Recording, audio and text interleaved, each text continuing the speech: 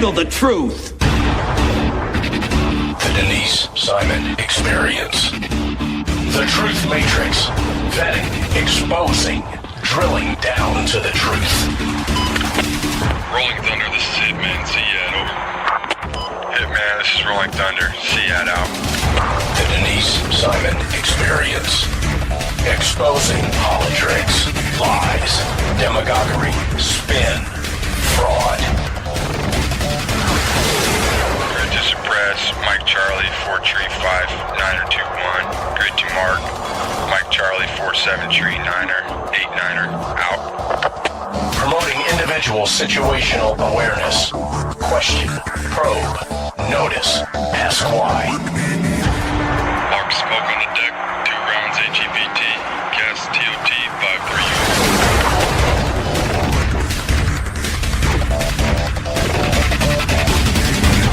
And now, the Denise Simon Experience. Welcome, ladies and gentlemen, here to the Denise Simon Experience. Very happy that you could be with us. You know, sometimes we cover all kinds of topics, but those that deal with history, I think, are the most fun. I've got an author with us, and I've decided she's written a book about a Air Force pilot, and I'm trying to decide who's the bigger overachiever, Carole Engle Avriett, the author, or George Starks. I hardly know what to do with all these achievements, but Carole is, she's the author now of 6 books. She has had a career as an editor for Southern Living magazine. And when she's not doing all that, she and her husband do summer missionary jobs in Brazil. And then they got a pile of kids and grandchildren. So Carole, did you kind of just do all this book or these books in your sleep or what? Well, I'll tell you, it's been a labor of love, Denise, and especially the one that's before us today, Coffin Corner Boys. I met George Starks about 4 years ago. My husband had known him for a long time professionally, kept saying to me, Carole, I know his story. You really need to do something with it. And so I had a couple of projects going otherwise, and it just, finally I got around to it. So I called him.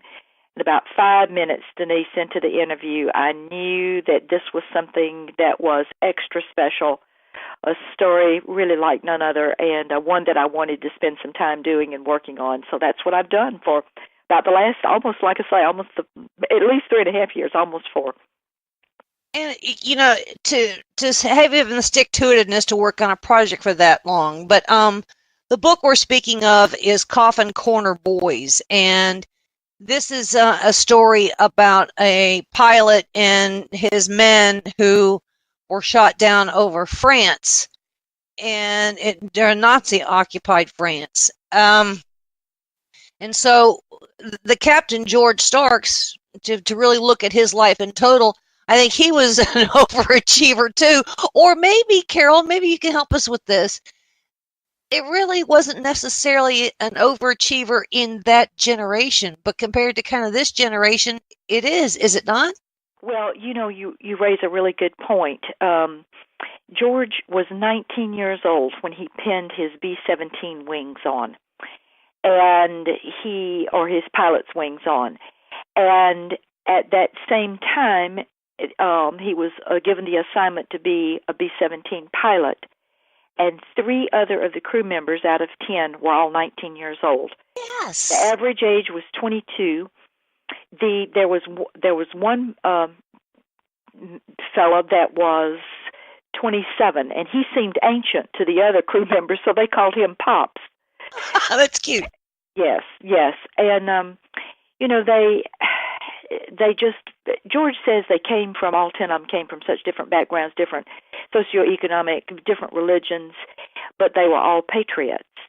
And at that time in our nation's history, you know, that was just a very common thread that ran through the thoughts and minds and hearts of everyone. And so these young men all, you know, there was no question but what they wanted to join the war effort. And it's really, really an amazing story of just courage and bravery. was having a discussion. I really don't get into personal things, but I was having a discussion with somebody last night, and in this discussion, it was reminded to us that the last time we as a country came together with that kind of,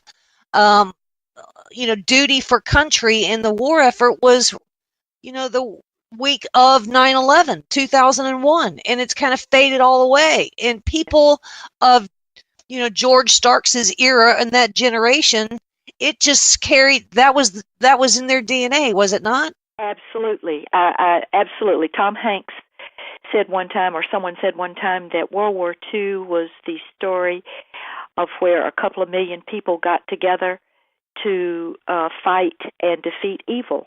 And, basically that's what it was. And these young men were a part of that. They felt that, and this was what they did. So when they got to England with their B-17, that spring, in March, they actually were assigned their first assignment as a crew together on March 16, 1944.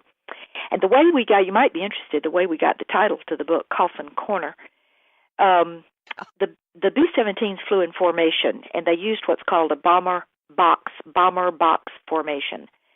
And there is a position, low squadron, low group, outside corner. It was actually called the number 6 spot in that bomber box formation. And it was very vulnerable, very exposed, really a lethal position to fly for the B-17s, and almost just continually got, pummeled at that position. And so the crews began nicknaming this position the Coffin Corner, because you were so likely to take a hit there. And that fateful morning of March 16th, when they looked at the assignment board, when George looked at the assignment board for his crew, sure enough, that was the position that they had. So it was a morning of first for them, their first mission as a crew together, their first time, of course, to be shot down. And ironically enough, B-17 crews did not learn to parachute by parachuting. They learned how to parachute just by lectures and so none of them had ever jumped out of an airplane. And so this was their first time to even make a parachute jump at 25,000 feet. And of course, the plane is on fire and it's going down. So it's quite a story, really. But that's where we got the title, Coffin Corner Boys. In so many ways, your book is a public service. I can think of at least 2 generations of people that need to be reading it. But so as a consequence, take us back a little bit. Define what the French resistance was, because I don't think the French resistance has ever been really taught or explained. Okay. But one quick point to something you just said. I had somebody ask me the other day, to whom did I write this book? And I said, well, actually, primarily to my grandchildren and to everyone's grandchildren, because if we don't get these stories recorded, we're going to lose them. And so it's just my honor and privilege to have been able to record this. Okay, to the French resistance, to your question. Yes, this is interesting. There were really several groups working in France as resistance-type French organizations. There was the French Underground, there was the French Resistance, there was a group called the Maquis, M-A-Q-U-I-S, and then there was a whole group of people that were just ordinary French villagers, townspeople. They were not actually involved in any of the organized groups, and they came to be called just under the umbrella of the helpers, people that just were ordinary, that just wanted to do something for our guys. And what they found out, what these 10 found out when they landed, spread out across a broad swath of French countryside, was that there were, in fact, so many of those Frenchmen, French women, even children, that really would have done anything for them, and in fact did. They laid their own lives on the line to help our guys. And so a great deal of the book is consumed with telling those stories. And we've got names of these Frenchmen, photographs. It's really remarkable what they did. And really, Denise, they would have been. It's not over the top to say that, especially in several cases, they would have been shot. and be on the Correct. spot if they had Correct. been caught. Correct. Now, were the Americans aware that, we were doing, this as kind of a lend-lease kind of thing during World War II? Were we aware of these groups in France, that they actually existed, or maybe not so much? Well, no, we were, we knew, of course, that they were. Here's what the problem was for, let's say, George and his crew. See, you didn't really know who you could trust and who you could not, because there were some French people that were obviously and totally understandably just scared of what the Germans would do to them if they were caught helping any allies. There were others that simply were more sympathetic to the Germans. But within even the French people, they had to be very, very careful. In fact, there are a couple of incidents like this in the book where even someone who was a dyed-in-the-wool member of the French resistance would be very careful who he confided in until he found out for certain that that other person was also in the resistance or also part of the underground or also sympathetic to the cause of trying to help the Allies, push back the Germans. So it was, we knew about it, but from individual to individual, you really had to take a chance because you never knew for certain whether or not someone might turn you in. Yeah, so we knew that there were these pockets, but we had no sense of quantity, how many there were or where they were. Where they were, exactly. There was no way to get, to determine every single French person and what their sympathies were. That was sort of a day-to-day thing that you had to play by ear. And George was just so fortunate. He's always said that he had an angel on his shoulder through those things, because there were times when his close calls were just, you just have to shake your head. You just think, how on earth did he not get caught? And unfortunately, 4 of the crew were captured and were POWs from that point until the end of the war. So POWs for at least a couple of years. And their stories are also incredulous and just show such amazing courage and bravery through those kinds of situations. And it's such a very tender age. I mean, the age of this crew is just, to me, really quite remarkable. And we tend to compare where we are today with technology and bombers and radars and communications and all these other kinds of things on these planes. They didn't have all that back then. And you've done a remarkable job of taking us back to time and space. Well, a B-17 back then was certainly not like a B-52 today, correct?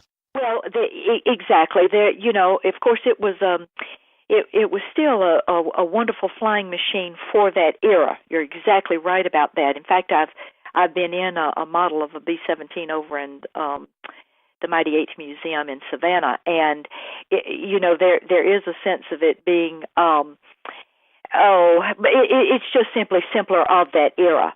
It's still complex. I mean, George's plane was a B-17G. That model had 13 mounted machine guns on it, and they could carry upwards of several tons of bombs and all of that. And so it was definitely a lethal bomber, one of the best that we had. But if you compare it, like you say, to something obviously that would be of present day era, no, we have much more sophisticated radar and computers and all of that. So yes, but for that day, the B-17 was truly an incredible flying machine.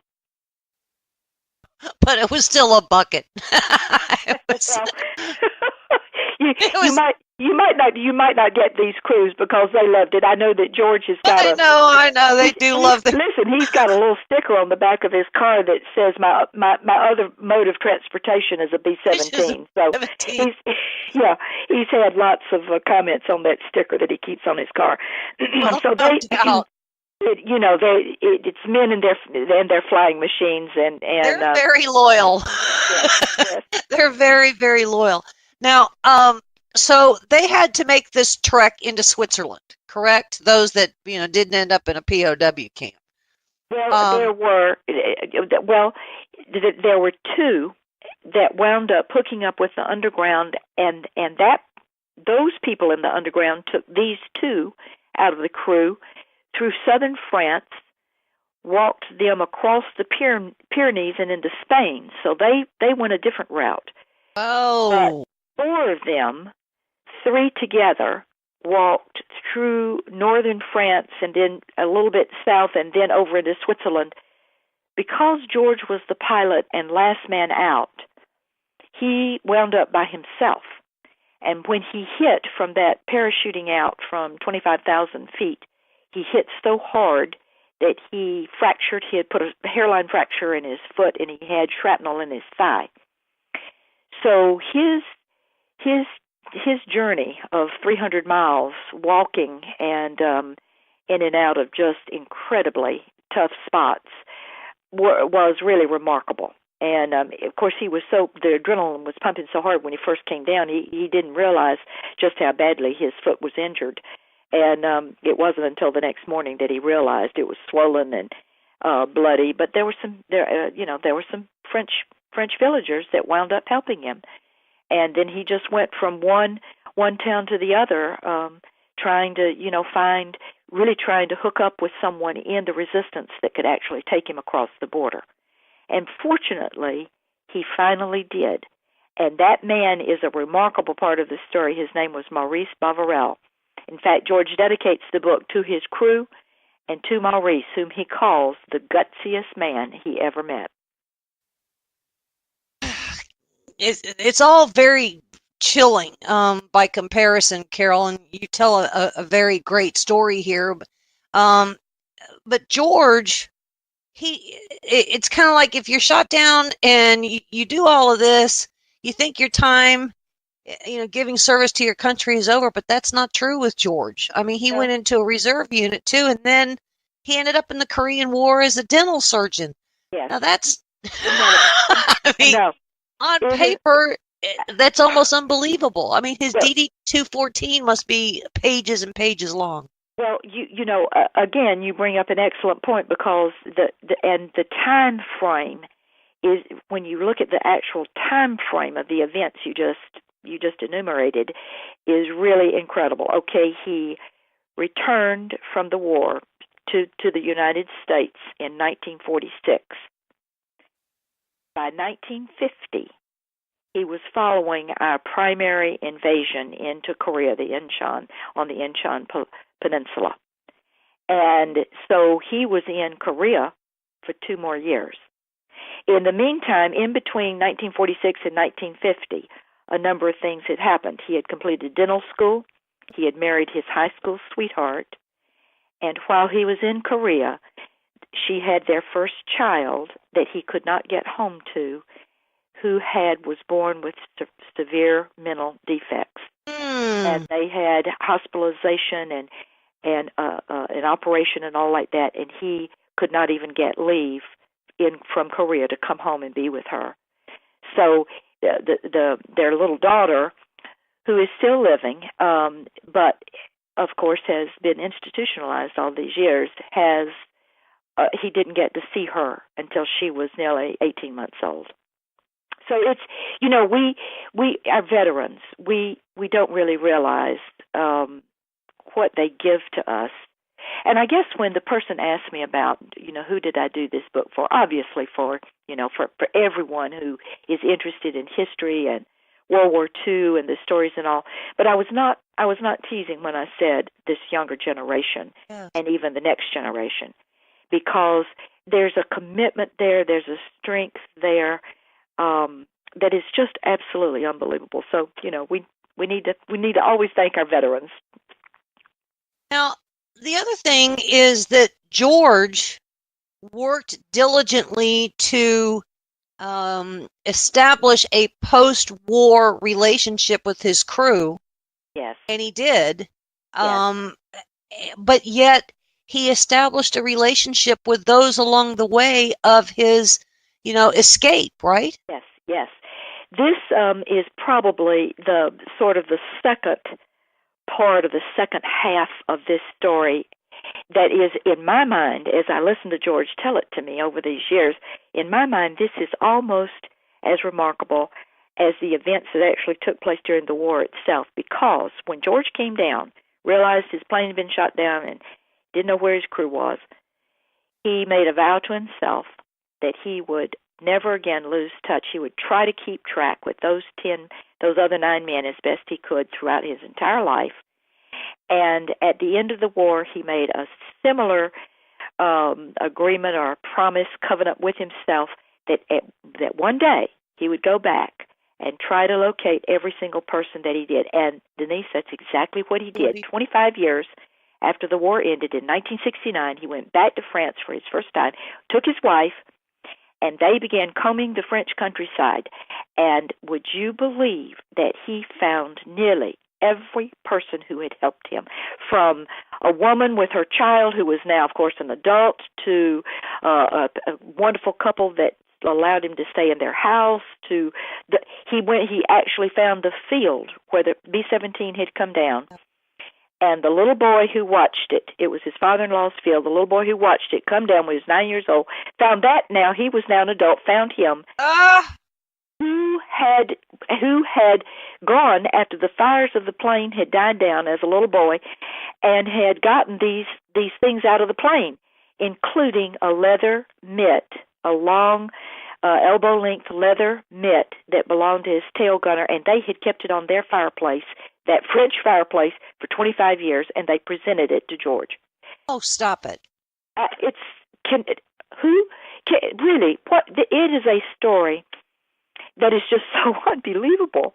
I mean, and I have photographed that mitt. It's now in the museum there in Savannah, but, I mean, who does that? George then went back, took his 13-year-old son the next year to introduce him to all of these French people who had helped his dad. He went back 2 more times, took his wife again, his mother-in-law.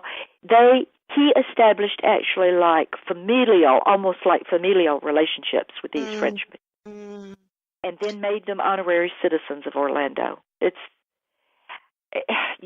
is how it should be.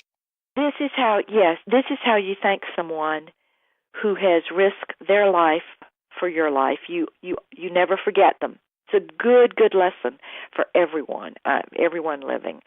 And it's just a remarkable thing to try to emulate, is his faithfulness to his crew. And then he began having crew reunions. Yeah. And that's really how I was able to get in contact with all these families, because George had names and contacts.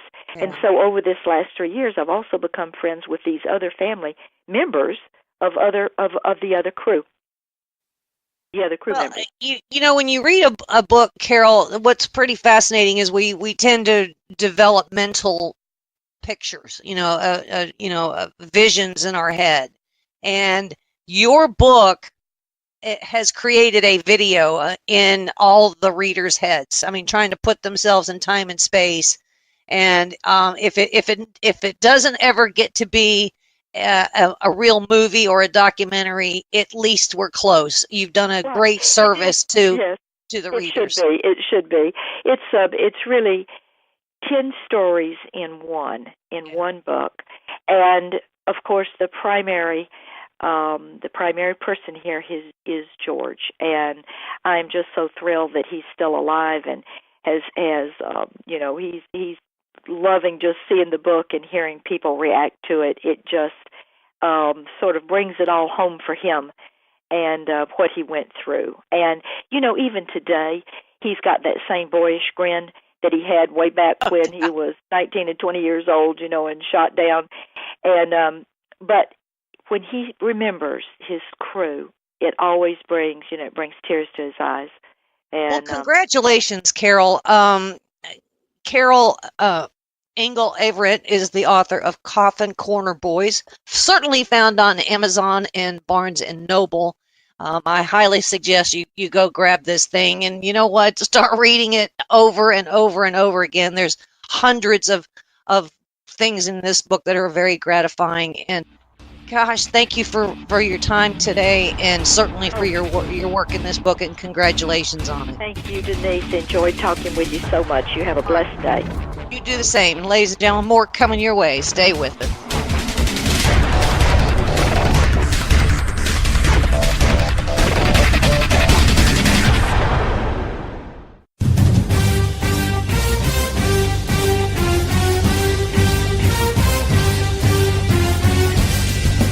This is Don Newen, co-host of the Drive Time Sit Rep.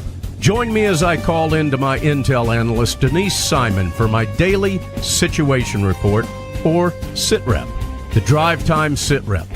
Check talkamericaradio.us for more information and show times.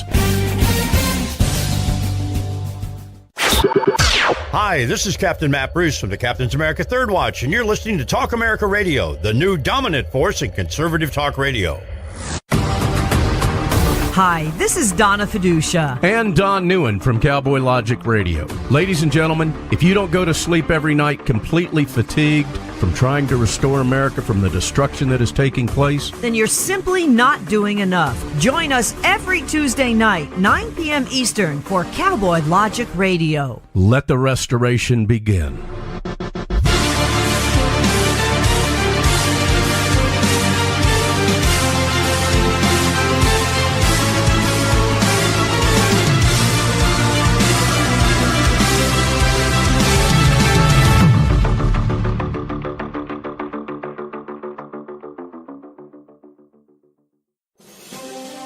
Donald Trump came to Washington vowing to drain the swamp and make government work for the American people.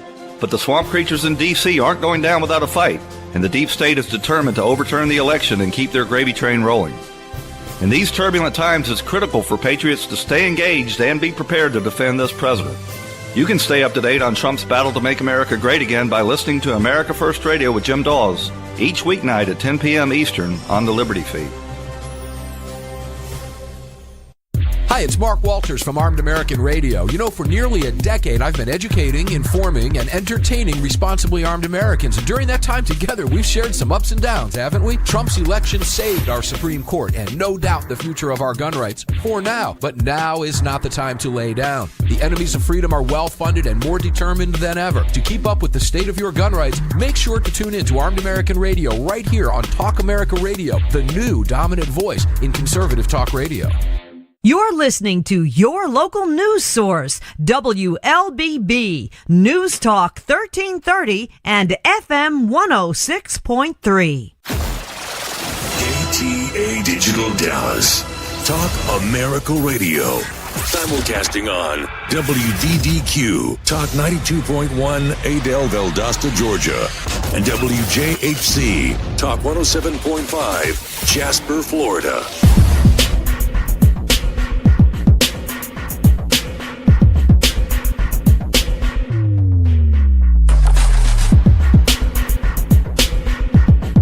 And thanks, ladies and gentlemen, for hanging with us here on the Denise Simon Experience. I don't know when the last time it was that I talked to a former NFL football player, an NFL veteran. I think it may have been Tommy Nobis, who left us last year, or maybe earlier this year, retired with the Atlanta Falcons. But I got Mark Pattison with us, and whoo, what a resume. This might be the week of overachievers that I have on the radio show with me. But as I said, Mark is a NFL veteran with the Saints, the Raiders, the Rams. He is a very successful CEO and entrepreneur, philanthropist. But most of all, I think he is a life coach. In a big way. So, Mark, thanks for being with us on the Denise Simon Experience. Well, that's a very, very generous introduction, and I'm having a hard time believing that's me, but it is, and here I am. Hi. Indeed so. You know, in reading through your resume and whatnot, and the work that you have done, it rings home to me that there are people that are true achievers, and there are some that are overachievers by comparison to others. But in your case, with the constant work that you do, it's just a calling. And what I think you're trying to do is necessarily impart that to just about anybody that'll listen, right, Mark? I think so, and I can tell you this, is that I don't get up in the morning. I can promise you this. I don't get up in the morning, look in the mirror and go, hey, you are one impressive guy, right? And I mean, all these things that you're talking about, from the NFL to my different businesses to helping others and giving and now climbing mountains. I mean, literally they are all connected. One is connected to the other, and and each one has had its own space and time, and to achieve greatness, those things don't happen overnight. And so it's doing all these little micro steps based on what's out there, trying to make it in college at the highest level and just trying to get there, and then going on to the NFL and what it takes, and just really staying focused on that thing directly in front of your face has really helped me get ultimately to where I'm trying to go, and I'm still trying to do it. It's not over. And for me, it will never be over. And I think that's still part of it. It's just, staying focused on what you're trying to achieve. Well, it's never the destiny, truly, is it, Mark? It's always the adventure, because I think the adventure is the rewarding part. If you achieve, then you finished one thing, but there's more to do, correct? Yeah, no, I mean, that's all about the journey that we talk about, not the end destination. And, I can tell you, if we ever get into a more lengthy call about, these different things I've been able to experience, and I kind of look back on it, it's a little bit like Forrest Gump, and all these different, ping pong champion, he's in Vietnam, and he's a fishing guy, and he had all these just amazing things happen to him. But yeah, I mean, it's really the experiences. I mean, I would never tell you about the game-winning catch or something, or me being on top of a mountain.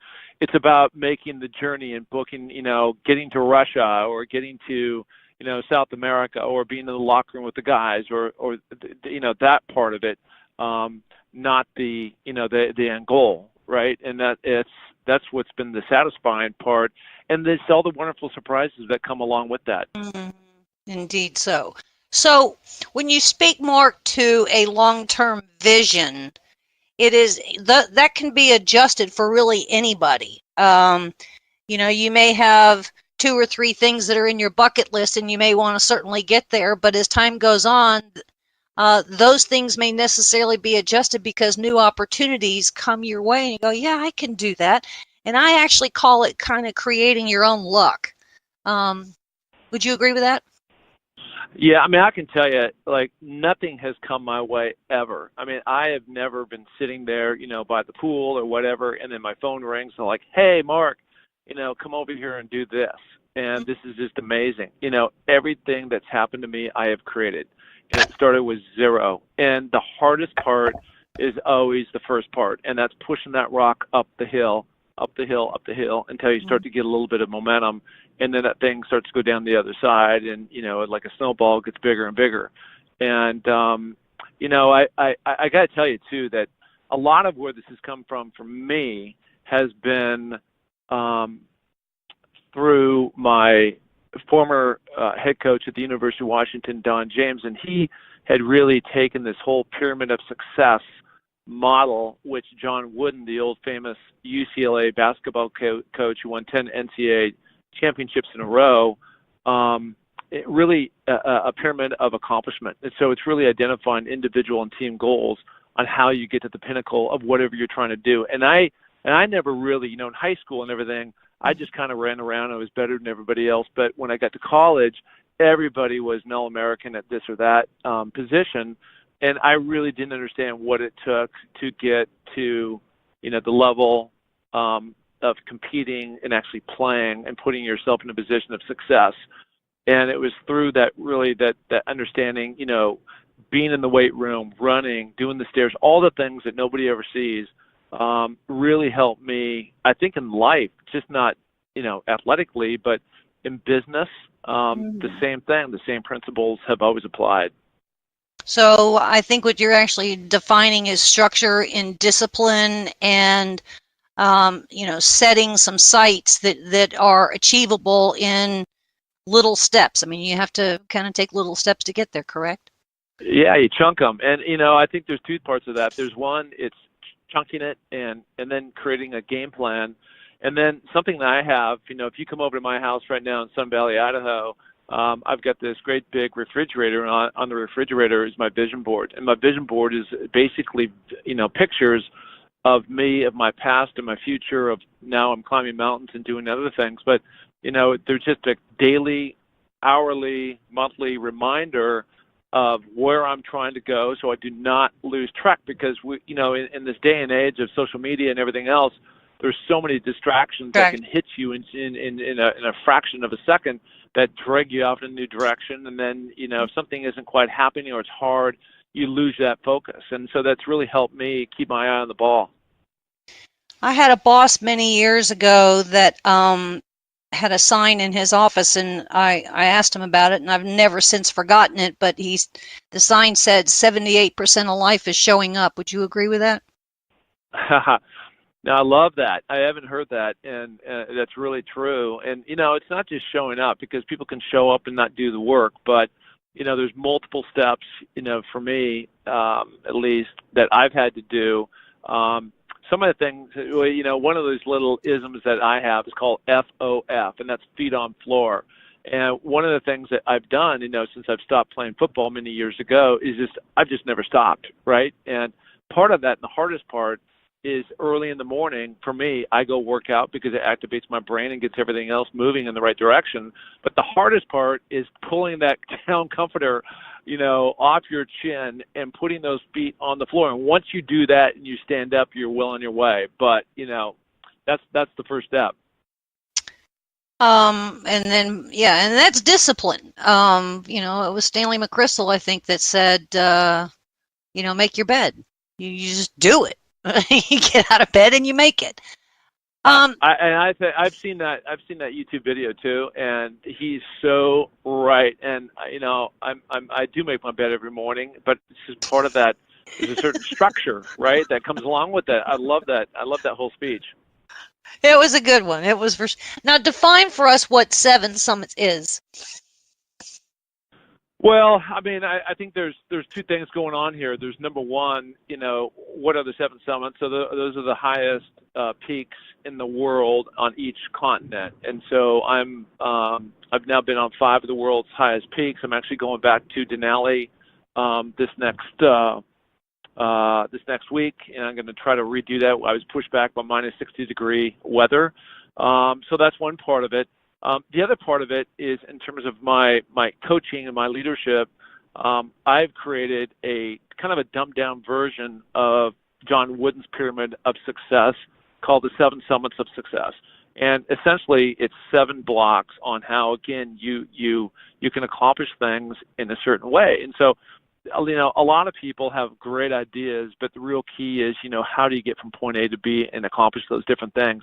And I've done the exact same thing with my mountain climbing. When I cooked up this whole idea, if I wanted to become the first NFL player to ever climb the 7 summits, you just don't show up. I'd never been at high altitude like that. I need to, improve my game in terms of being able to climb and all the skills that you need as a mountaineer, right? and so it's taken me. It started 6 years ago, and I've slowly been improving and working on my game and conquering these mountains, and it's been one by one. So it's just not some pyramid that I whipped up. I mean, it's something that I've actually used for myself, and it helps me get there, and I've been able to help other people. Give us a particular case where you have helped out somebody else. Well, I mean, I think sometimes the first part of that can be the hardest part of that, and that's really trying to somebody feels stuck, right? And they're at their job, they don't know what to do, they want to do something fantastic, and it doesn't always have to be a monetary thing. And so as I go through my summits model, SUMMITS, it really starts with the seed, and the seed's the idea. And so many people a lot of times are like, well, how do you get your idea? And there's a lot of different strategies in this, but one of the things I try to do is help people clear their minds, because you can't think straight if you have a bunch of junk inside your head. You're going through a tough time. You're frustrated. So it's really offering strategies to clear your mind, get clear, surround yourself with positive voices, and then really finding not just some great idea, but also hopefully it would be purposeful for that person, because when things get hard, people quit. And people usually don't quit if they have a super strong why on why they're doing that particular goal, in the first place. So it's really, my strategies that I try to do is really help them get clear on these different things and put them in a position where, hey, let's get a great idea. Let me help you get through it, and then let's figure out how you get from point A to point B in terms of accomplishing that goal and all the steps that are going to come in between. Is fear of failure, Mark, one of the things that keeps people from attempting to take that first step, or towards achievement or towards a vision? Absolutely. I just had this conversation with somebody before this interview, and I asked them. I said, imagine what life would be like without any fear. Imagine that. And fear is connected to worry and anxiety and self-doubt and all those things. And that, I think, is something super easy to say but hard to do. And I think one of the strategies that I try to help people with is really identify what anxiety and fear are usually all about. And typically it's all about past or future events that either, have happened that you can't do anything about, or in the future that you don't even know what the outcome is going to be. And so trying to really stay present, and that, again, gets back to when you have your vision board and you have a strategy system and you have daily affirmations, you have all these different things that I put in play, it really helps you stay, and we started this conversation by chunking things and just going step by step by step. And that's, so much the big key to making these things happen. When there's a setback or a disappointment, are people, I think internally they have the ability to finesse those setbacks and disappointments, but I don't think they necessarily know it. Is that something you're trying to impart? Yeah, in my summits model, that's where the T comes in, and that's where you have to traverse.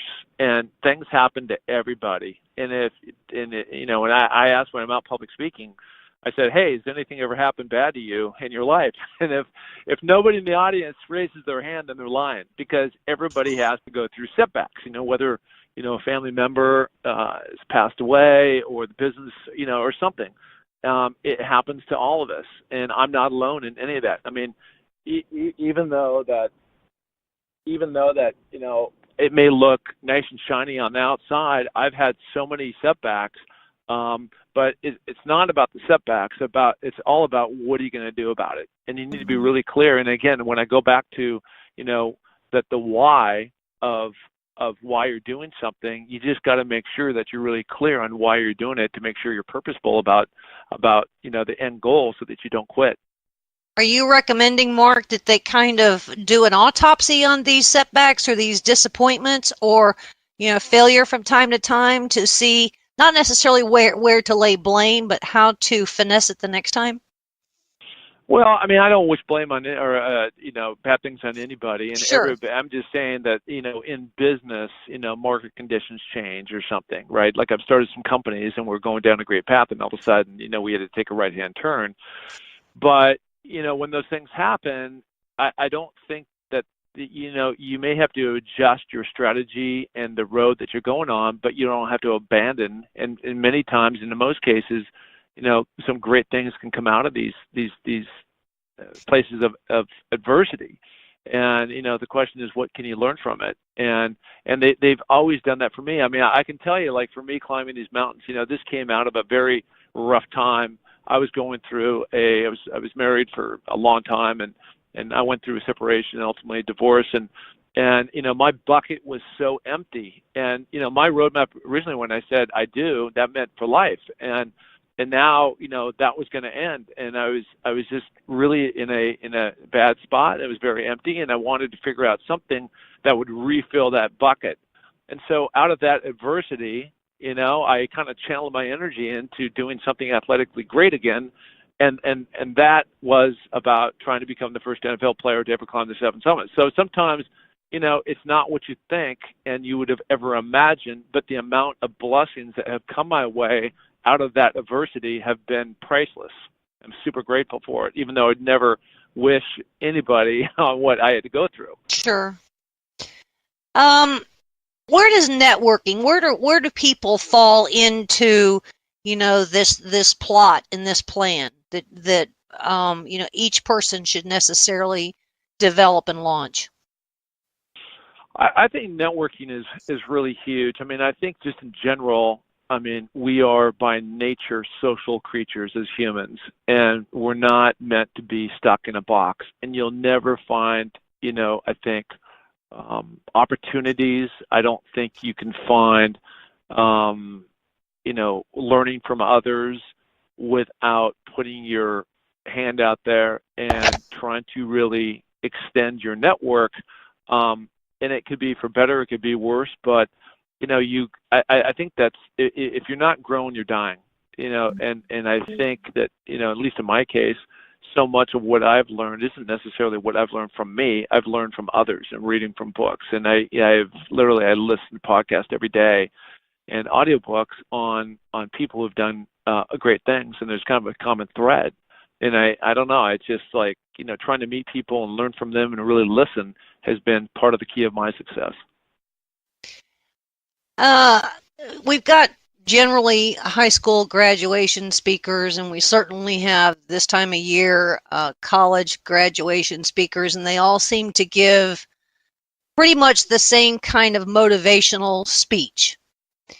And I think that there's certainly a place for that. But at the point where somebody has graduated, Mark, and moved on to the next rite of passage, is that speech too late? I mean, is this something that should have been planted in somebody early on? Like such in your case that, it was there, but, it kind of went idle and then it rose again. Or is there not an age profile that people need to have a summit plan in their life? I think we're never too old to stop learning. I think we all need mentoring, and that can come in a lot of different ways. That's not like you need to go buy or hire a business coach or anything, but that could be in there. But it could also be some kind of a networking group. That could be getting together with somebody you respect in the community and getting their feedback on some ideas that you have. That could be reading a book. Like I said, I'm now 56 years old, and for me, the way I look at the world, the game's just starting. And I don't look back on any of the stuff that I've done as any big deal. That was just part of my life and very authentic, and that's just what I was doing at that time. And, I think the other thing, my daughter went to USC, and so I was at the USC graduation commencement the other day, and Oprah was the speaker. I mean, lucky my daughter. And she just had so many wise words. But one of the things that she said is, while you're here on this earth, create a legacy. And that means so much to me. And I just want to leave this world of really being a great mentor to my kids. And not just about things that I say, but it's things that I do. And that, leads me back to, being involved in helping others and raising money, and, in my case, building water wells for the people of the Maasai tribe in Tanzania. But, it's not exclusive to anybody. I mean, it's just a matter of effort and wanting to improve yourself and get out there and take yourself to the next level. Mark, when you do public speaking, I'm sure that, most of your message is fundamentally the same. But after you have spoken and people approach you and shake your hand, what is generally their first thought that they want to impart to you?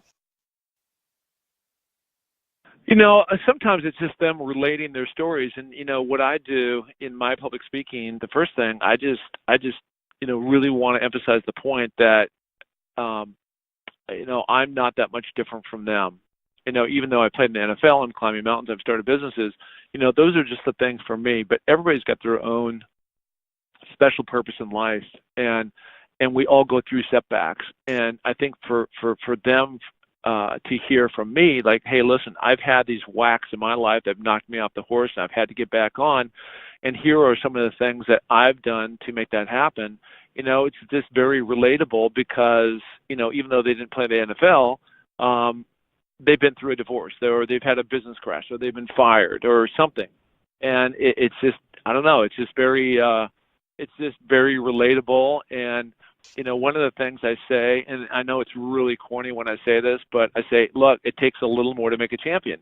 And I've always had that motto since I was a kid, and I really believe it's true. I mean, you think about it, you have to go the extra distance if you want to make things happen and change the destiny that is laid out for you. And sitting in your room watching TV or chilling, watching videos or something, it just doesn't go anywhere.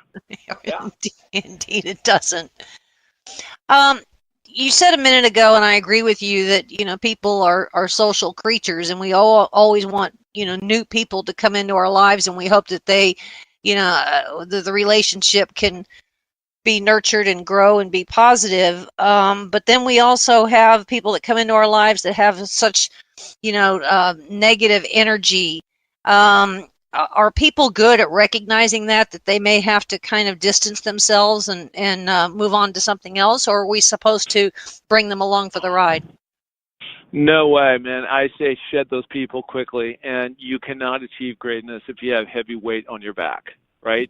Mm-hmm. And that's one of the things that you asked a little while ago about getting something off the ground and having a great idea and being as great as you can be.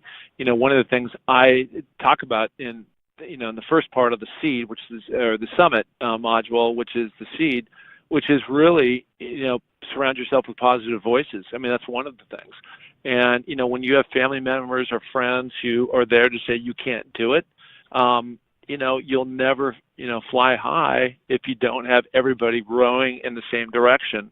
Mm-hmm. And that is, I think, one of the big key things to anybody succeeding in life and what they're trying to do. Your website is Mark Pattison, Pattison, NFL.com.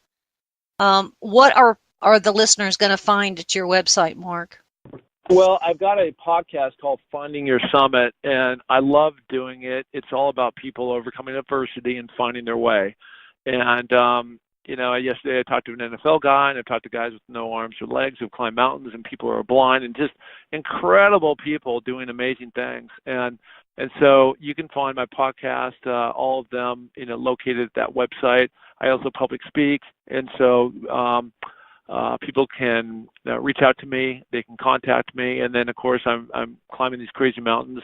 Denali coming up next week, and I've got my social channels that have grown to, 250,000 people now in just a pretty short time, and so it just documents all the different mountains I'm on and things I'm doing. So if you want to follow me there, then go through that website, and always return every single email. Love talking to people. He does do that, ladies and gentlemen. He absolutely does that.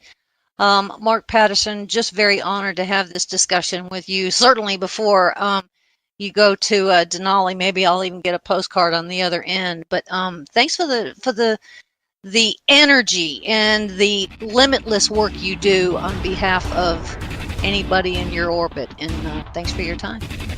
Thank you very much. I really appreciate it. Happy to do it. Ladies and gentlemen, more coming your way, so stay with us.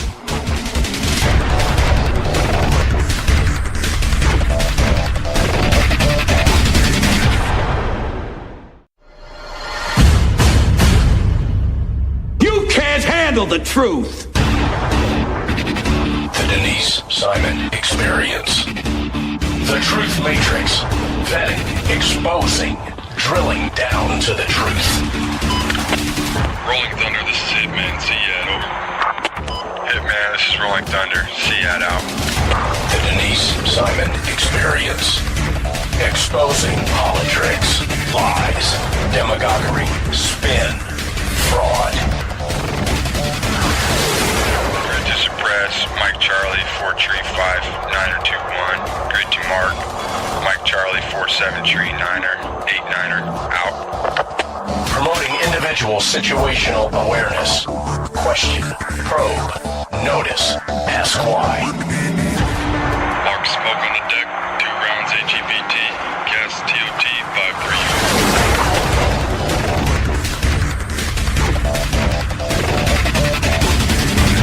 And now, the Denise Simon Experience. Thanks, ladies and gentlemen, for staying with us here on the Denise Simon Experience. Got an old distant buddy here that's joined us, and this fella has been on a remarkable quest, and one that it deserves so much attention because it's been an odyssey, and he's been very successful at it. So I'm privileged to have Tommy Clack with us. He is the president and chairman of the board of Walk of Heroes, which is the Veterans War Memorial that's located in Rockdale County, Georgia, which is a suburb of Atlanta.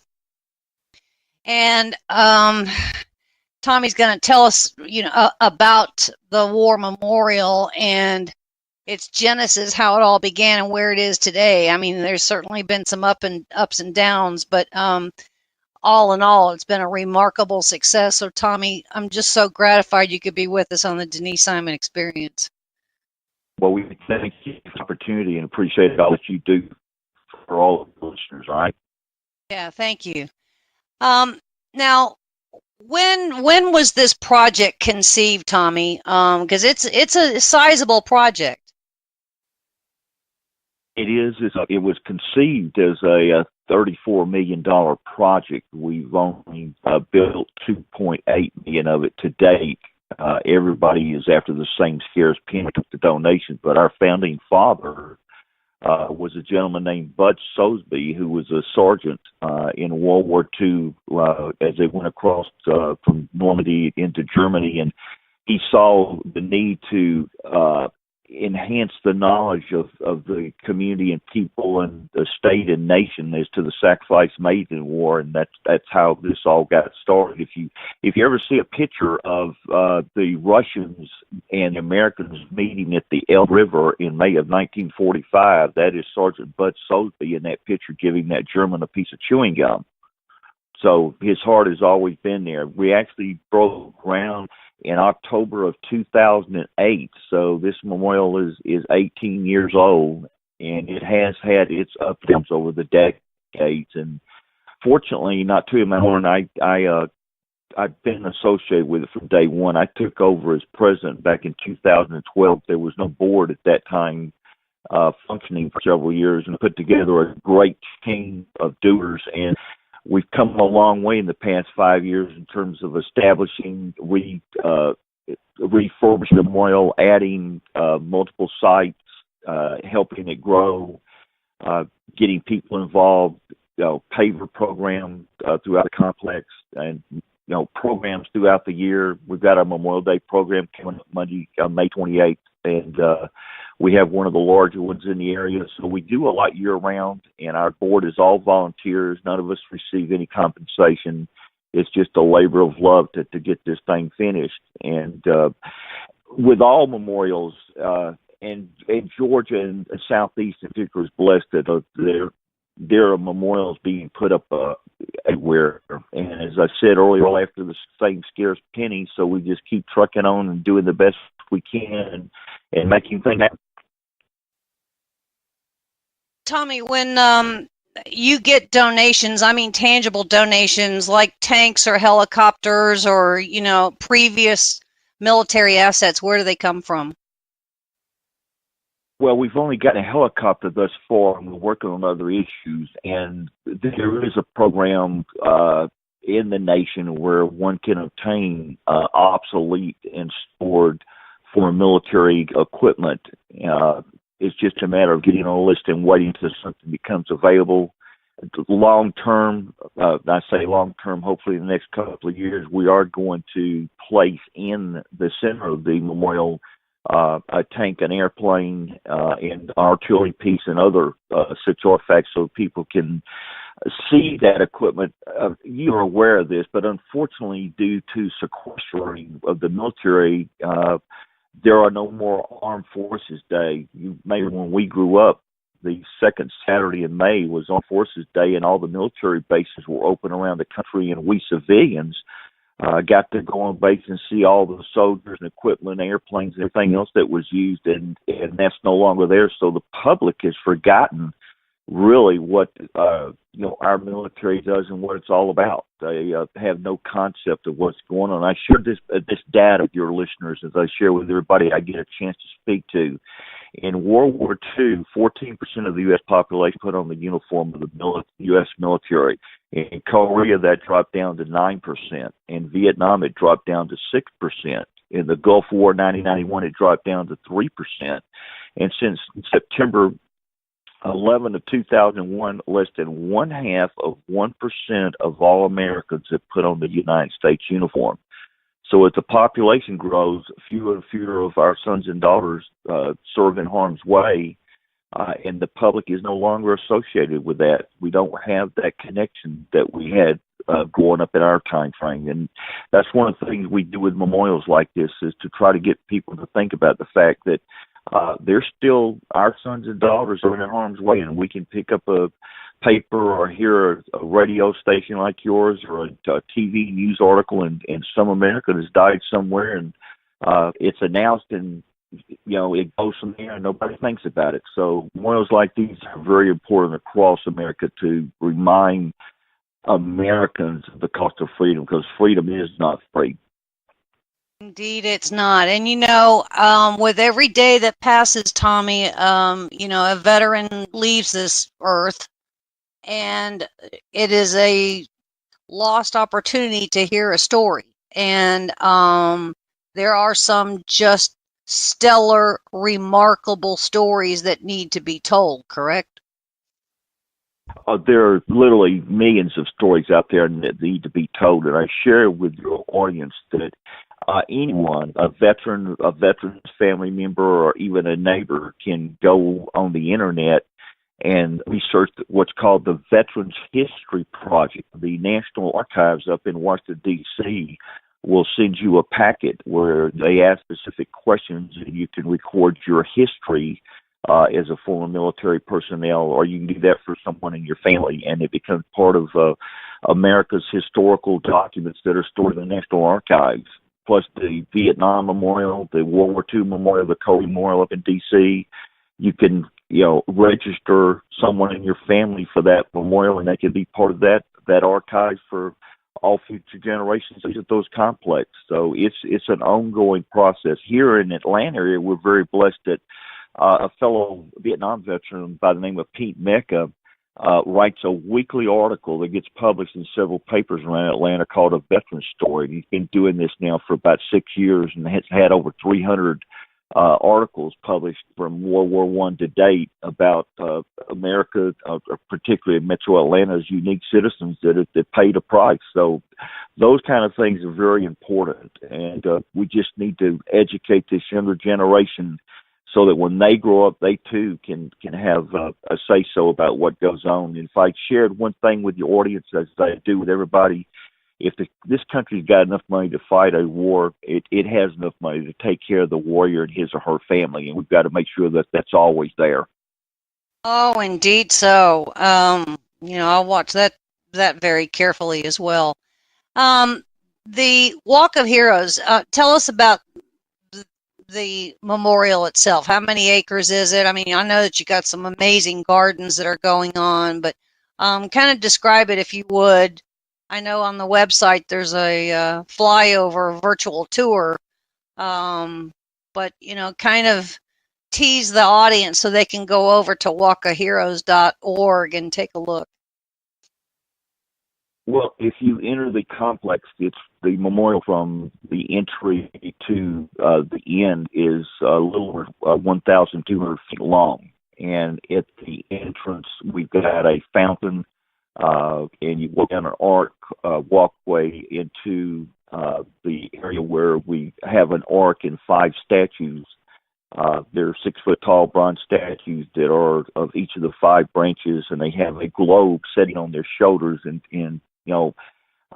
in terms of the world that we play a role in. And If you go to the right, there's a 600-foot long timeline, we call it, and right now there's 72 13-foot long by 13-foot long by a foot high time marble bands, and on each of those bands is everything America did in a particular year where Americans lost their lives, which most people don't understand, that we've been doing this since the shores of Tripoli.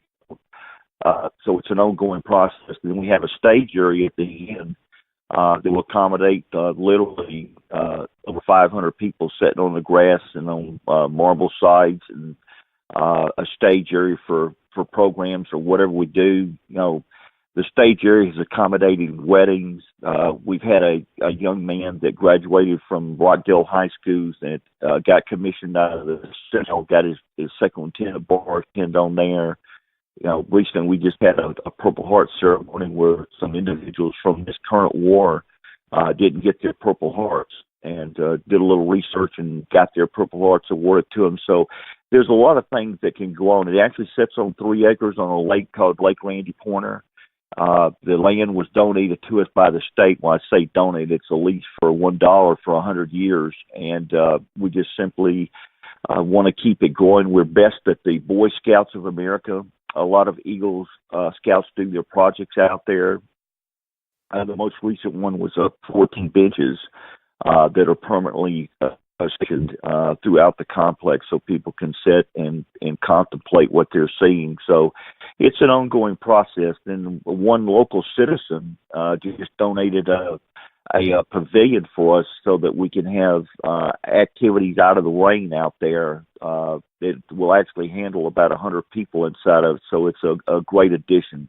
Then monthly and quarterly, different groups come out there and provide ground maintenance for us. The Order of the Arrow Scouts come out once a quarter, take care of 2 guards we got out there that are part of the memorial, but they're also unique unto themselves. And last Saturday, for example, the Wells Fargo Bank, there's 2 banks in Conyers, Rockdale County, Wells Fargo, all their employees came out and spent a Saturday out there taking care of ground maintenance for us. So it's a great community effort, and it's a great team effort, and we just need everybody to think about what they can do to help. If they do go to the website, they can actually take that virtual tour and the drone tour and see what we've got laid out there. But more importantly, right now, what we're dealing with is the fact that back on December 15th of 2017, 4 individuals broke into this memorial during the nighttime, and it does have a gate on it. And they took 2 of the statues and the globe and some 9 different bronze plaques that were situated throughout there. They took literally roughly 1,800 pounds of bronze and took it all the way down to Newnan, Georgia, which is about 50 miles southeast of where the memorial is. And we're going to cut it up and sell it to get money for whatever reason. And if you go on the website and click on support and giving, it'll take you to theft vandalism, and you'll see the damage that has been done throughout this complex. So they took literally less than $3,000 worth of bronze and $200,000 worth of damage, and that's what we're trying our best to overcome right now with fundraisers. And also on that website is we just kicked it off last Thursday, called Ride for Walk. If you click on that button, it'll take you to a site where we're raffling off a car. A local dealership gave us 3 vehicles that the winners can pick from. And we've got people like Coach Vince Dooley, former Georgia football coach, and others that have cut ads for us that we're trying to get PSAs run around the state to get people to that site. So that's our endeavor right now. The 4 individuals were caught. That was on a Friday, I believe, and on Monday, the first one got arrested, the December 18th. One of our local businesses came forward and put a $5,000 reward up immediately, and that got everything rolling.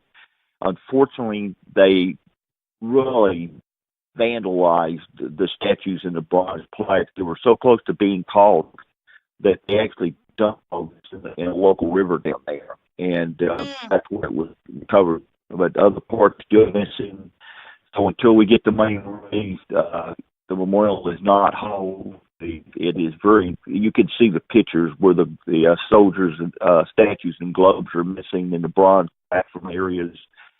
But it's just a sign of our time, and it's sad that there are people that stoop that low. But we know that exists in America, so that's what we're working on right now. So if your audience wants to help us, they can go to that www.walkandheal.org and go to the Wide for Walk and purchase a ticket, or they can go to support giving and make a donation. And every little penny helps. We've actually gotten a $1 donation out of California, which is, people think that's small, but that $1 helps tremendously, okay? So it's an ongoing process. Well, I mean, the reach for the work that you're doing there and for what it is should necessarily be worldwide. I know that we've even got veterans that live, in various far corners of the globe. And you've got some future construction that's on the drawing board, correct? That's correct, and it's a matter of, as I said, going to that scarce penny out there. And I share with your audience that most Americans aren't aware of this, but a lot of you foundations in America that used to support veterans and memorials, they no longer have that in their mission statement. That's a tragic fit in this country, but it's no longer popular for the corporate 500 to do these kind of things. So it makes it harder to raise money, and we don't take federal dollars. That way the federal government can't tell us what we can and can't do. And, we just keep going after our next big project. Once we get the memorial repaired with this $200,000 in damage done, we're going to complete what is the left side called the front and the home front, where you'll have roughly 600 feet going through, actually seeing on the war front, like walking through a ditch in World War I, or crawling into a tunnel during Vietnam, and those kind of things, so that we can further educate the populace on what American sons and daughters have to deal with. Yeah, what is particularly interesting, ladies and gentlemen, about Walk of Heroes is there are enclaves going from World War I to World War II, Korea, Vietnam, Desert Storm, and then certainly where we are today, which is, we can't necessarily call it a war other than the global war on terror, because that's pretty much what it is. So you have made those distinctions. So each war or conflict has its own space and description and history, correct? That is the long-term project.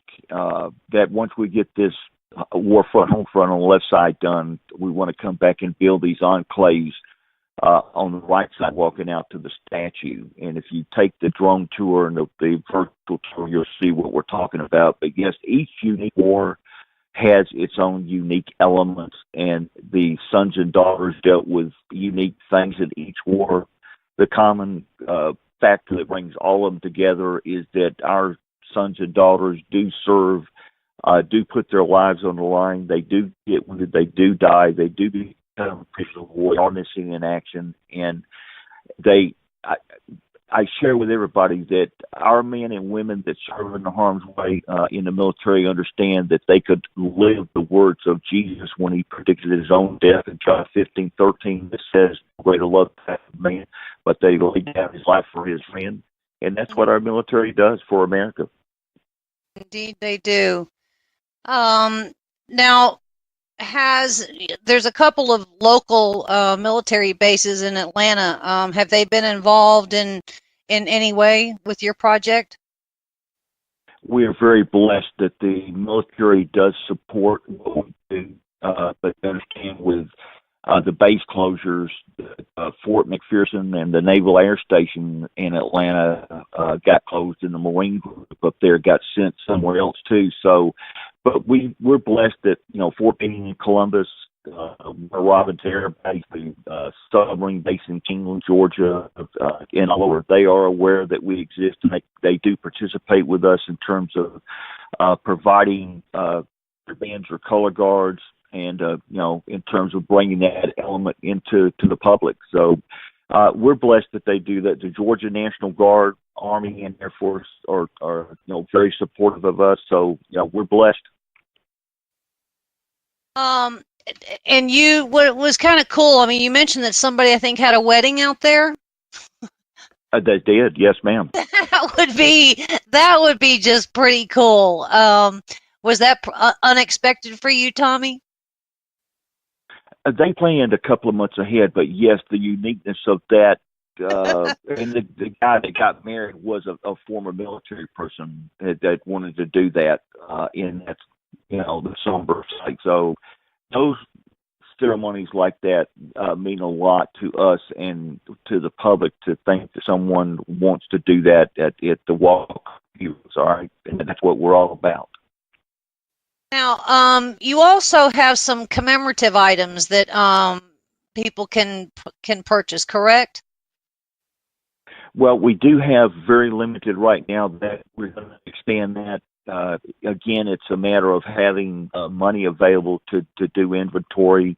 And as we do these repairs and get everything moving, we're going to add more. But if you go to the website, you can go and obtain a patch or decal of our complex, the Walk of Heroes. It's a very nice looking patch or decal. And eventually we're going to add T-shirts and other items so people can spread the word about what we're doing.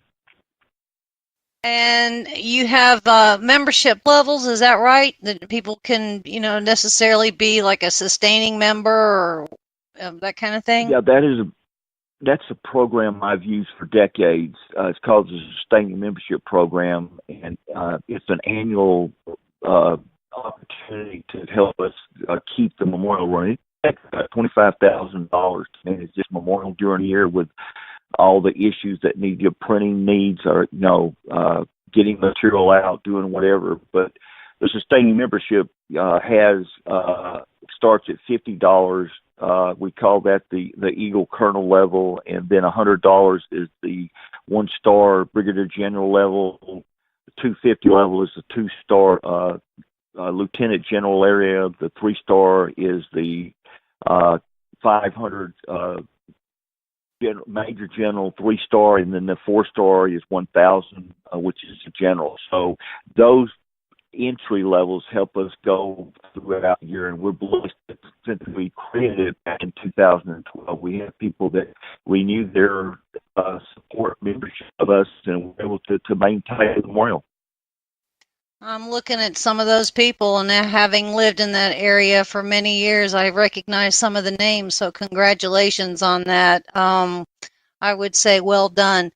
Tommy, your work and your dedication and your boundless energy to the Walk of Heroes is really quite inspiring. And ladies and gentlemen, I invite you please to go to walkofheroes.org. Make a donation for sure. Take the virtual tour, because this project is it's quite the undertaking, but I would say highly needed. As history passes us by every day, stories and things that we need to remember slowly fade away, and we just can't afford to have that. So Tommy Clack is president and CEO of walkofheroes.org. And Tommy, we're just so pleased that you were with us on the Denise Simon Experience, and best wishes, and come back again soon. Thank you for the opportunity, and thank you to your audience for listening. Have a great one. All right, you too. Ladies and gentlemen, stay with us. There's more coming your way.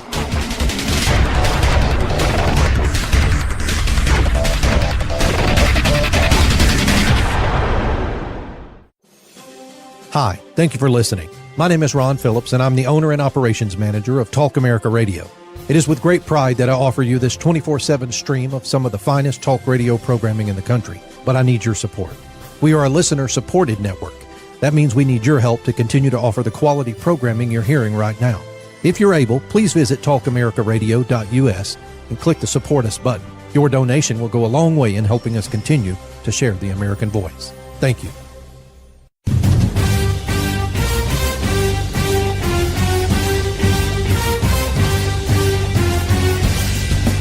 This is Don Newen, co-host of the Drive Time Sit Rep. Join me as I call in to my intel analyst, Denise Simon, for my daily situation report, or SITREP, the Drive Time SITREP. Check talkamericaradio.us for more information and showtimes.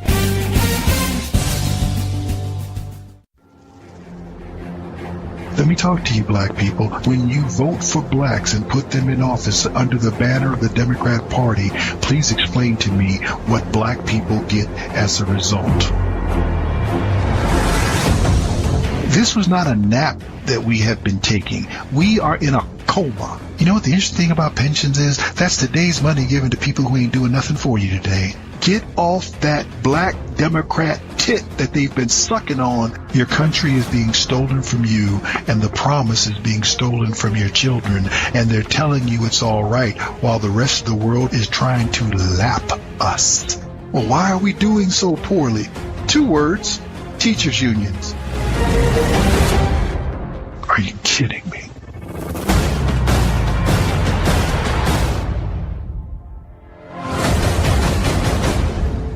Black Man Thinking, Monday nights, 9 p.m.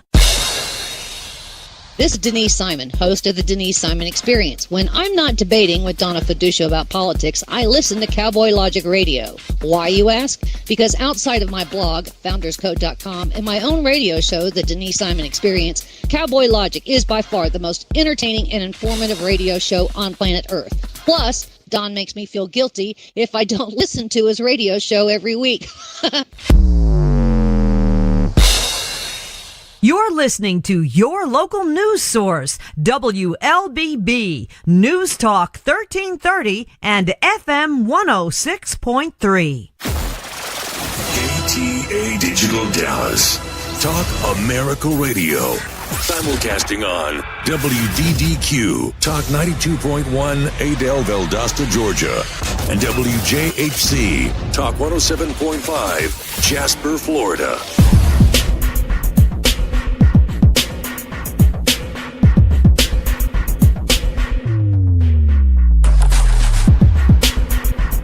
Hey there, ladies and gentlemen. Thanks for staying with us here on the Denise Simon Experience. If you're new here, welcome to the craziness. I've got the distinct honor of having Ryan Mauro with us, who is the director over at the Clarion Project. So when we have to talk about dark subjects, when it comes to Islamic, Hamas, terrorism kind of thing, Ryan's the point person, and he's been kind enough to be with us here on the Denise Simon Experience. So thanks, Ryan. Sure, thanks so much for having me. We have, you and I might kind of have some disagreements here, but, when it comes to Israel, Israel is really very sophisticated, very advanced in, I guess, security of their country. And, they've got threats from virtually all sides. And we keep hearing about these peace talks and the two-state solution and the blah, blah, blah, blah, blah. But we have the constant mess with the Gaza, which Israel gave up that territory. Then we have the constant thing of the Al-Aqsa Mosque in Jerusalem. We have the Golan Heights that, backs up to Syria. And so, this two-state solution thing isn't really working for me because I already argue that it just can't work. You might have another opinion on that. Right. I don't believe that it can't work, ever, because human beings' opinions change. And when there's been studies, comprehensive studies of Palestinian opinion of multiple polls, so not just a single poll, but an actual study of all the polls, what they found is that there is a small minority that is increasing that is willing to accept peace with Israel. And then you have the additional question of even those that hate Israel, how much do they actually care?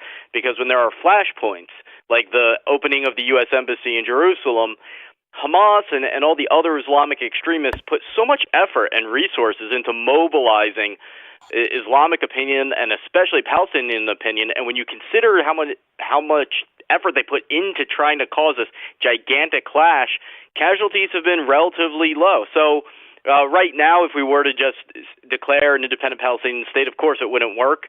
It would result in a terror base that's used against Israel, probably other countries, and also against Palestinians, because there'd be at least 2 civil wars that would result. But overall, do I have hope for the future? I actually do. I think that these are archaic, hateful ideas that are bound to be extinguished as globalization increases and as we're better able to combat these ideas because of the internet and just the way the world is headed. Well, I guess if you look at the age group of who the protesters were and have been protesting against Israel here in the last, several weeks, if you look at that age group, you have to pay these cats to do do these protests and send the kites over the fence line with the Molotov cocktails and go burn the tires and whatnot. So my guess is that if Israel and those that are allied with Israel and even in the Arab world can target that millennial age group and begin to make their efforts a lot more feeble and countermeasures, there might be some positive results in that. Is that kind of your argument? That's one piece of it, particularly because when you look at radical Islamic doctrine, at the core of it is they believe that they are correct because of 2 reasons. And this is what fuels the fire for them. The first is that they think they're actually winning, that their goal of extinguishing Israel is achievable, and they base that on how there are concessions. There's a lot of violence. Israel retaliates, the international community pressures Israel, and then things happen like the Israelis handing over territory to the Palestinians in Gaza, and then they elect Hamas. And so even though to an objective person, you can't say, well, how is any of this working? How's blowing up kids working? Palestinian opinion does show that they believe it works. And when they believe it doesn't work, that's when support for acts of terrorism drops. The second major element here is that when a jihadist group appears to be successful, it is viewed as God's approval. So they have these debates about what they're allowed to do, what their goals should be, and that's all settled based on who appears to be succeeding the most. So if you do beat up these guys and you foil their terrorist attacks, you do injure the ideology, you decrease the appeal of it, and as Israeli technology advances, particularly with the tunnels, where the new technology they're putting into place over the next year, they think they're basically going to solve the threat of underground tunnels from Hamas. That is going to not just prevent terrorist plots, but it's going to damage the ideology that fuels Hamas and allows them to convince people to join their cause. Ryan, why is it that we can't seem to get the United Nations to come clean on Hamas?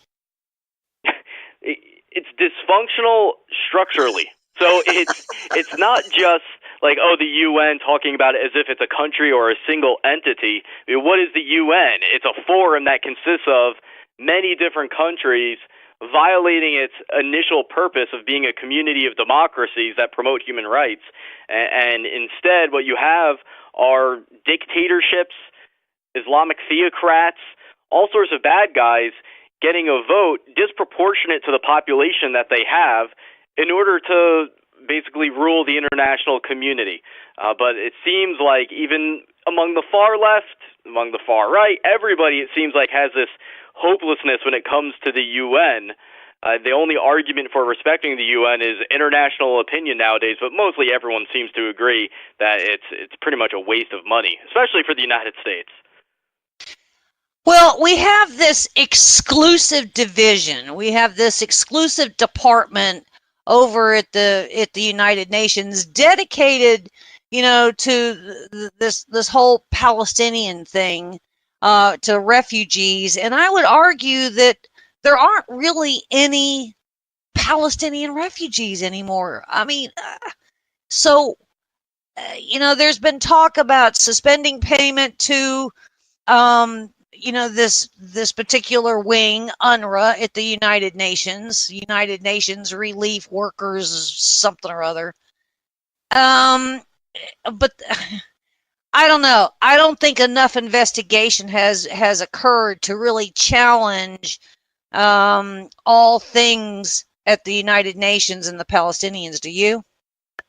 No, definitely not. I think things are moving in our direction, but no, definitely not. And some of the problems is that we don't have the infrastructure in place to exploit opportunities, specifically with the ideological war. So what I mean by that is, where's the apparatus that's well-funded that pushes out our message when there's an anti-American slur out there or an anti-Israeli slur out there coming out of the Arab media? Who is actually going on Arab TV stations and saying that's a load of BS? Where's the apparatus to get these messages out there? Is there even Facebook ad targeting? I can't find evidence of much of that at all. So we're still not fighting the ideological war almost at all, I would say. And that the result of that is that the radical Islamic propaganda, their ability to indoctrinate people, is not countered, and it stops us from being able to identify and cultivate friends within the Muslim world that want to have a different future for their kids. So we've really got to start looking at things differently. It's not enough just to have the Trump administration saying, we want to defeat the ideology. That's wonderful. It took us way too long to get to that consensus, but now how are you going to do it? And don't just say, bomb ISIS. Because ISIS is just one small piece of the pie. Oh, yes, and I don't seem to get much more of a strategy beyond that. We're going to stop Iran. Okay, we've been talking about that. Bomb ISIS. Okay. And, that's the strategy? I know. Well, we have these, 5 million Palestinian refugees. So, and that's a generational thing. At some point, the subsequent generations can't continue to be refugees. And I would argue it isn't just in Israel. I mean, nobody even talks about the Palestinians elsewhere outside of Israel, do they? No, this is what's really amazing. If you look at the destruction and bloodshed of the Israeli-Palestinian conflict, it's so low compared to other conflicts, but it gets much more media attention. But then when you travel to the Arab world, where you get the impression that everything is absorbed in this conflict, but when I've gone to Iraq, when I've gone to Jordan, especially in Saudi Arabia, Egypt, no one talks about it. The only way you're going to have that conversation is if you bring it up, and you bring it up to enough people that you finally find someone that pays attention to the news about the Palestinian issue.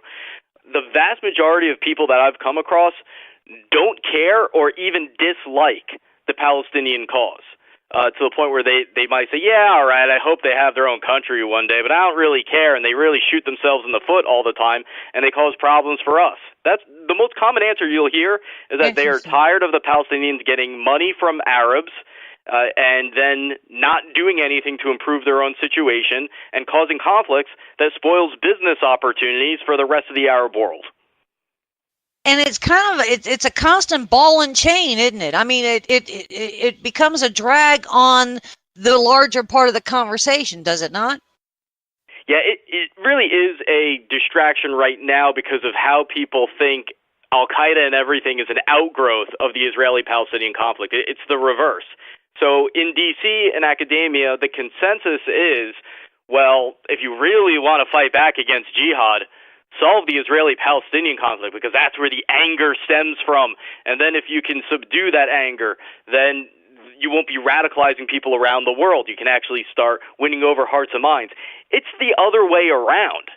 That Israeli-Palestinian conflict is sustained, and that hatred that you see on the streets in Palestinian neighborhoods is manufactured and fueled by a radical Islamic infrastructure with different governments supporting it and supporting different factions among the Palestinians. So what I would say the solution is not to be so focused on the Palestinian claims and their grievances. It would be to tackle the state sponsors like Iran, Qatar, Turkey, Pakistan, the list goes on, and the Saudis, and say, all right, well, you need to cut off your propaganda, your financial, your military support for the terrorist groups and extremism overall into that swamp that then generates things like the Palestinian jihad. Oh, they got a swamp over there too, huh? Yeah. Sorry, that was snarky. Okay, so I liked it, especially because when I think of swamp, to me it is all kind of connected, because there's like some people say, oh, swamp in D.C., like it's all about corruption. Not really. I mean, the lobbyists, the special interests, they do international stuff too. And who are the international players when the swamp is doing international things? It's like the Saudis, Qatar, Turkey. It really does kind of become one network. Great point there. Great point. Because everybody wants a channel into somebody else to kind of advance things. Yeah. So excellent point. All right. So, Mr. Mahmoud Abbas, let's say the guy's what, 90, 85, something? He's definitely up there. I'm not sure. Okay. So he goes away. Let's say he just decides he's going to retire. I mean, he's living in $1 million homes, and he's got more money he knows what to do with because he's been spinning off. If he goes away, if he fades away into history, Ryan, does that help the defeat of this whole Palestinian Authority thing and the whole propaganda UNRWA kind of equation? No, it could make things worse because Hamas would see an opening, and they would love to kick the Palestinian Authority forces out of the West Bank. And that's a real disaster scenario. You think things are bad with Hamas controlling the Gaza Strip. Imagine if they take over the West Bank or even part of it. I mean, it's just a disaster. And Turkey has helped them try to launch these coup-like operations to accomplish that, our NATO ally. So things could get worse, or they might just stay the same because Palestinian opinion right now is stuck between the anti-Semites and the Palestinian Authority, who may not be organizing directly terrorist attacks right now, but their anti-Semitism creates the foundation for them to occur, or Hamas, which does openly pursue violently the genocide that they both agree upon. So it's not too much of a difference. They're both corrupt to, right up to the top of their heads, and there's no other choice. And I'm amazed that the international community, or even the U.S. alone, haven't invested in trying to break that two-party monopoly. Maybe it's because we're dominated by two political parties, so people just assume that's normal. But in the Arab world, especially in the Palestinian areas, you need more diversity politically, even if it's just a tiny percentage. I mean, that tiny percentage that will tell pollsters that they want to live in peace with Israel, where's the party representing them? Where's their leader? It doesn't exist. They don't have the resources to even begin making their argument, but they would if the U.S. and Europe and other people that actually want peace came behind them and said, look, you may not succeed now or 20 years from now, but we're going to start the process so that one day you actually can. Woo! All right, great summary there. Now let's kind of bring it home domestically if we can. We have some elections coming up, midterms and general elections. And one thing that's not really being discussed is some candidates running in state legislator, mayoral races that are Islamic. I don't want to say radicals, but some of them might be. But I think there's a bunch they of belong to a radical group. I think I looked at as many as we've got 80 of these candidates. Well, we don't know if they're all radical. So there's the Washington Post reported, and it was probably provided by one of the Muslim Brotherhood linked groups, which doesn't mean it's inaccurate, but you wonder where the story came from. Who has this list of 90 Muslims that are running for public office in the United States? In principle, I don't care. If someone's faith doesn't bother me until they make it bother me. But the question is, where are they getting the support from? How do you get a campaign apparatus together? Because the major organizations are connected to the Muslim Brotherhood or the Pakistani Jamaat-e-Islami or some other group. And so generally, if you want to rise to the top in the Muslim American community, you're going to have to go through one of these more subtle but radical organizations. And that presents a major problem for Muslims who want to run for office or get any type of public notoriety. So it's always worth looking into the backgrounds of any candidate, and so there should be due diligence of any candidate, including those that happen to be of the Islamic faith.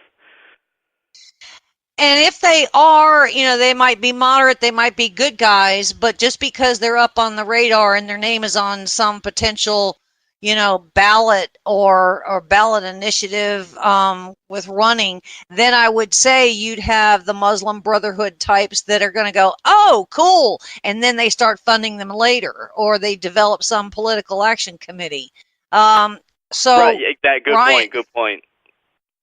So, I mean, there's multiple ways you can do it, right? You don't have to be a radical from the beginning, but if a group comes to you and they don't even know, that candidate may not even know that they're linked to Muslim Brotherhood, but if through PACs they become your base and what you need to win campaigns, are you going to listen to them? Yes, 99% of people would. There's very few people that can withstand that pressure. Okay, so how much work is ahead for you on doing those kinds of investigations, on seeing whose monies are coming from where for some of these candidates? Because that's a daunting task, isn't it? It is. That's why I'm glad that I work for Clarion Project, because then I've got some other people that I can order around and say to help me do these type of things.